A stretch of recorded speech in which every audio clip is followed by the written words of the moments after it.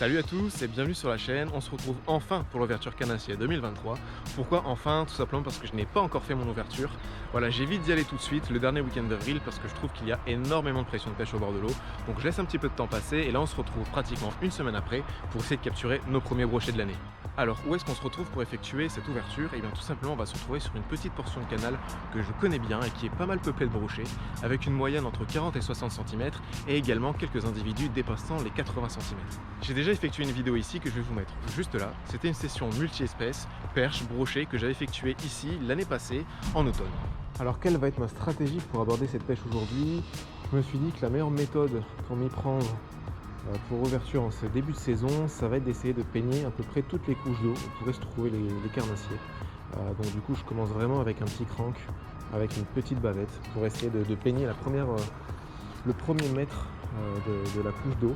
Ensuite, si je vois que vraiment que j'ai pas d'activité là, en longeant les bords, en essayant vraiment de déclencher l'attaque sur les bordures, je vais passer sur un crank toujours avec une bavette un petit peu plus imposante. Voilà, donc le leurre va plonger un petit peu plus profondément et je vais pouvoir essayer de déclencher des touches si les brochets se trouvent un peu plus au fond de la couche d'eau. Alors ça va vraiment être ça ma stratégie, essayer de descendre progressivement dans la couche d'eau. Si je vois que j'ai pas d'activité avec ces petits cranks, je vais passer sur du leurre métallique, sur du spinner, sur du shatter qui eux vont pouvoir évoluer entre deux eaux et essayer d'agresser les poissons évidemment. Parce que ça émet pas mal de flashs lumineux, pas mal de vibrations dans l'eau et ça peut déclencher des attaques d'agressivité. Et ensuite si j'ai toujours pas de résultat, je vais passer directement sur du leurre souple, très classique. Je vais attendre d'être posé sur le fond et je vais ramener en linéaire avec des postes tout doucement. Et ça va être un petit peu la même chose avec les leurres métalliques, un spinner, shatter. Je vais essayer de les lancer près des obstacles, les laisser descendre progressivement dans la couche d'eau en effet parachute et ensuite ramener en linéaire tout doucement pour essayer de déclencher les attaques. En début de saison comme ça, c'est souvent l'approche que je fais.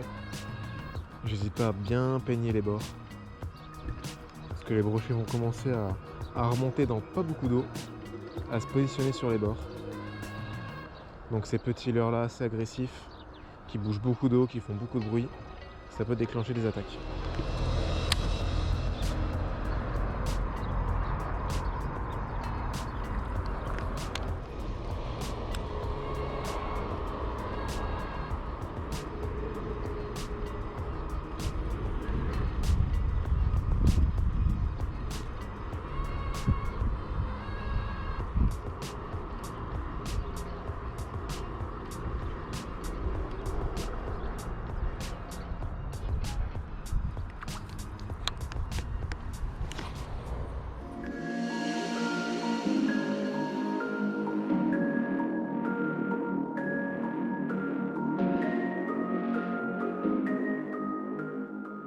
Alors qu'est-ce que j'ai prévu comme matériel pour aborder cette pêche? Ça va être très simple, j'ai pris un seul ensemble. Ça va être ma Shimano X-Pride en 14,56 grammes qui va me permettre de pêcher avec à peu près n'importe quel type de leurre. Sa plage de puissance est assez polyvalente, 14,56 grammes, je vais pouvoir pêcher avec des petits leurres souples de 4 pouces jusqu'à des leurres souples de 6-7 pouces peu plombés et également pouvoir pêcher avec des gros cranks, du shatter, du spinner qui tirent pas mal dans la canne. Là je vais venir m'arrêter sur un poste un petit peu particulier. En fait je suis sous un pont où passe une autoroute. Aujourd'hui il y a énormément de soleil et je me dis que peut-être que les brochets préfèrent rester un petit peu à l'ombre, planqués dans une eau un petit peu plus froide où le soleil ne tape pas. Donc je vais essayer de le pêcher avec un petit crank là, toujours pareil, qui plonge pas énormément. Essayer de racler le fond, de racler les cailloux pour déclencher un petit suivi. Alors là, je suis arrivé sur un spot hyper intéressant parce qu'il présente énormément d'obstacles, énormément de petites planques où des brochets pourraient se poster. Voilà, je suis à côté d'un petit pont et il y a énormément d'arbres dans l'eau, énormément de structures, de petits murets, d'avancées sur l'eau, d'arbres immergés, il y a énormément de choses. Donc du coup, je vais passer un petit peu de temps ici, vraiment pêcher aux abords des obstacles avec un hameçon texan. Je suis passé en texan parce qu'il y a beaucoup d'obstacles et j'ai pas forcément envie de m'accrocher. Je pêche vraiment les extrémités, j'essaye vraiment de longer les obstacles pour essayer de déloger un poisson.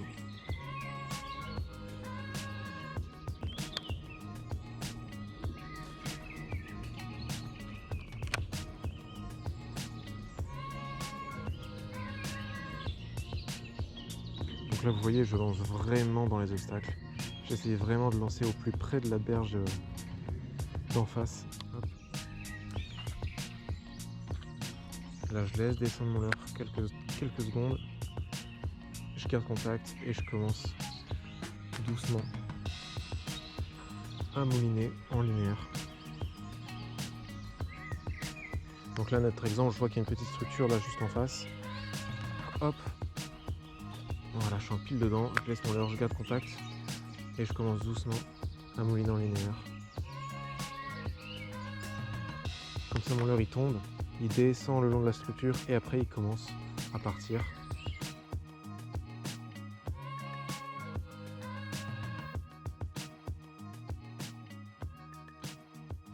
Là, j'arrive sur un spot un petit peu différent.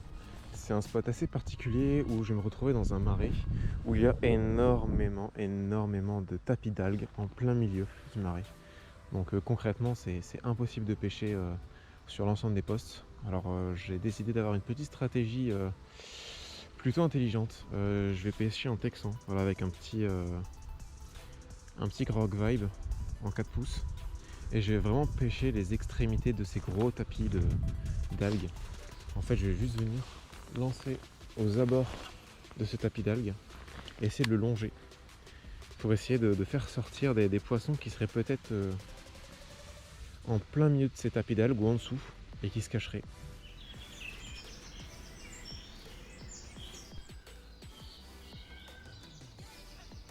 Bon les gars, l'heure est grave, le brochet ça ne marche absolument pas du tout, je n'ai pas d'activité, j'ai tout essayé, du leurre souple, du leurre dur, du leurre à palette avec du shader, du spinner, je n'ai pas l'ombre d'un suivi, je n'ai pas vu le moindre bec, donc ce que je vais faire c'est que je vais changer de stratégie complètement, je vais laisser les affaires pour le brochet dans la voiture, je vais prendre mes affaires light et on va se retrouver au bord de l'eau pour essayer de pêcher la perche. Je pense qu'avec ce beau soleil il y a moyen de déclencher quelques poissons, donc on se retrouve tout de suite au bord de l'eau pour tâtonner la perche. Allez, c'est parti.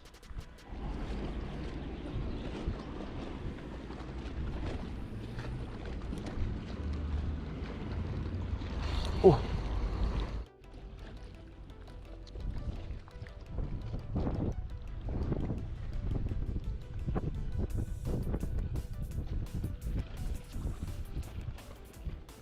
Enfin, le premier poisson de cette maigre ouverture.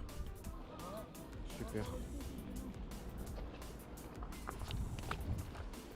Alors pour les plus curieux d'entre vous, mon petit ensemble que j'ai là, ça va être ma Sainte Croix Vidix, voilà en 3.14, action fast avec un petit Exceller LT en taille 1000 et dessus j'ai une petite tresse Shimano en 6 centièmes.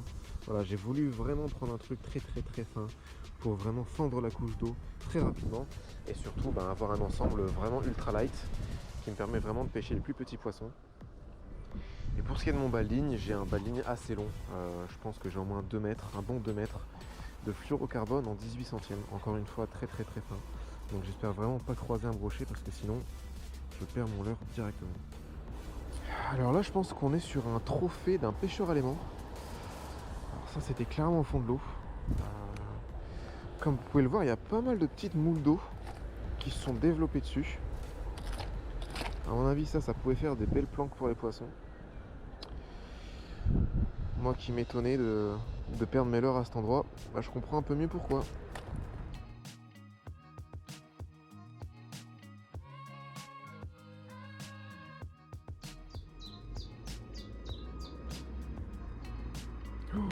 Oh, il y a une carpe, elle est énorme.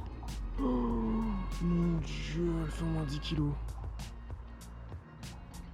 Oh, le monstre.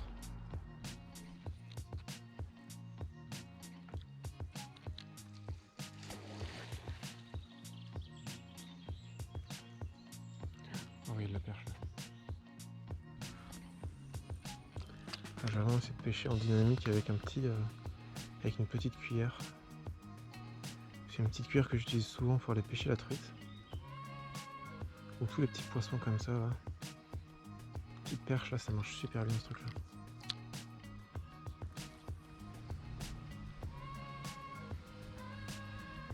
Oh fiche.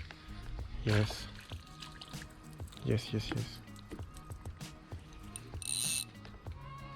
Belle petite perche. C'est pas abîmé. Hop là. Présent juste sur le bord.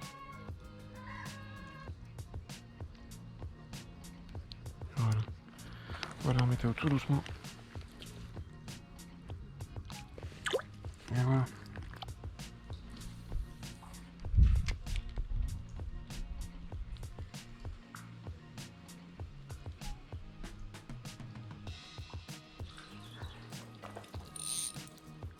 Ah là je suis tombé sur un petit banc là. J'ai comme l'impression que je vais enchaîner quelques poissons.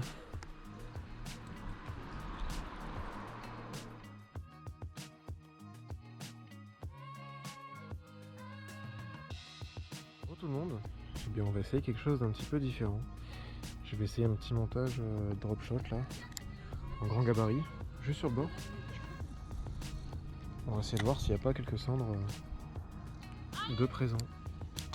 Je pense que je vais vraiment tout simplement pêcher à mes pieds et avancer doucement sur la berge en fait. Tout simplement. Oh, c'était quoi ça? Poisson. Ça se drop. Voilà. Joli petit poisson.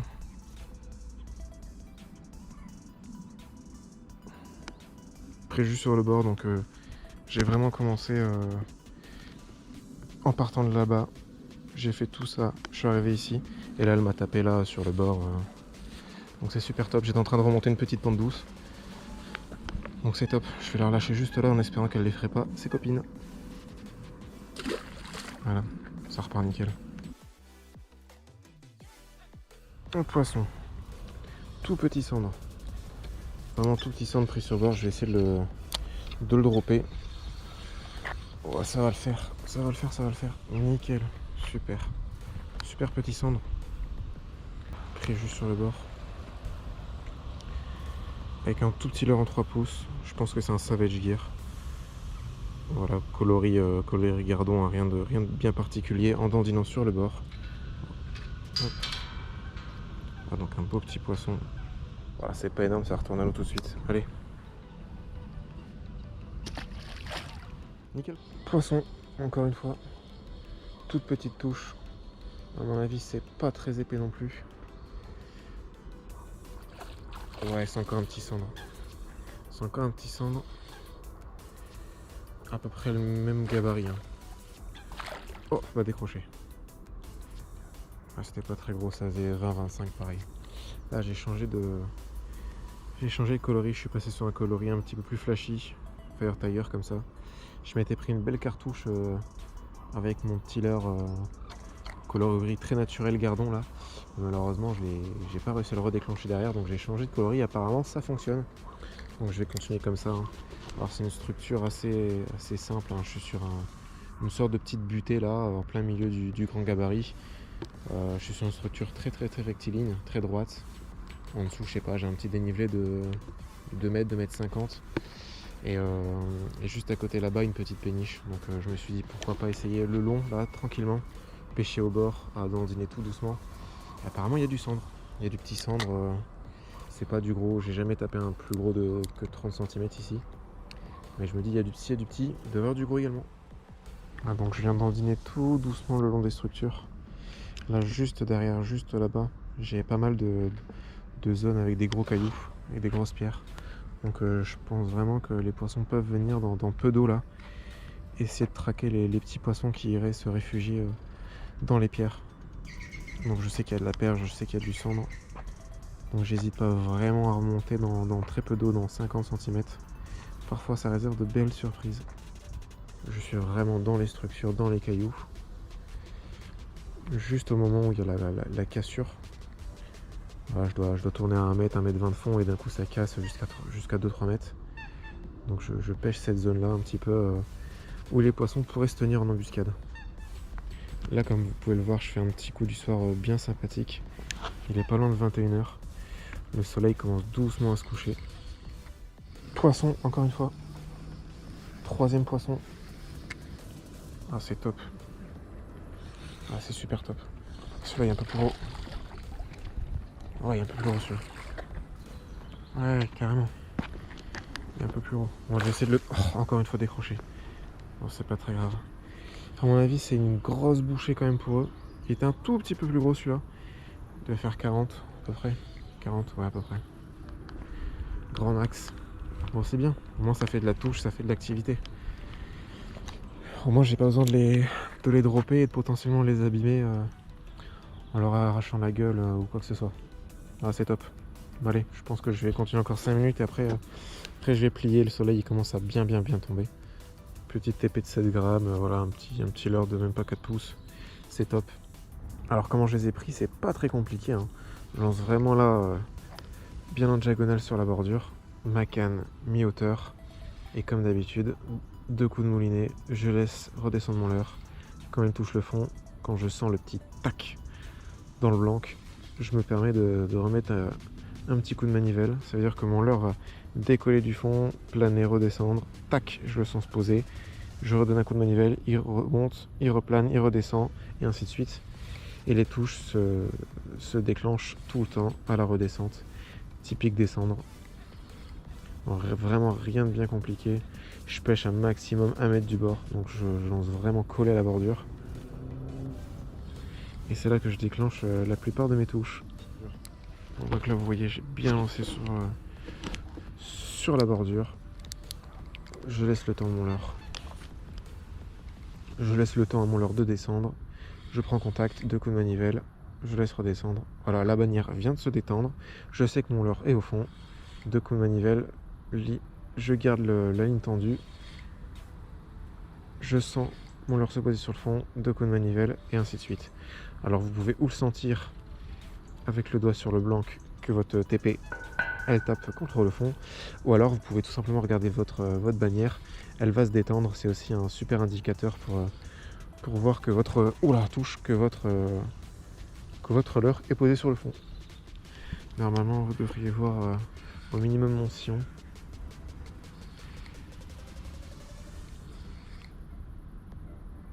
Bon, malheureusement la taille des poissons c'est pas avec ça que vous allez voir la touche, une touche démentielle, mais c'est assez fin comme touche. Oh, poisson, voilà. Oh dommage, décroché. Putain, j'en avais en direct. Quel dommage, il m'avait l'air un petit peu plus gros celui-là. Là je pense que vous avez bien eu la touche. Là vraiment ça m'a mis une grosse décharge dans l'avant-bras. J'espère qu'on verra bien en vidéo. On va continuer. Là vraiment je suis sur la tombée de la nuit, hein. Vous voyez bien là il reste plus beaucoup de temps de pêche. Mais là vu l'activité je vais laisser la GoPro tourner. On va continuer. Je veux vraiment essayer jusqu'à la fin.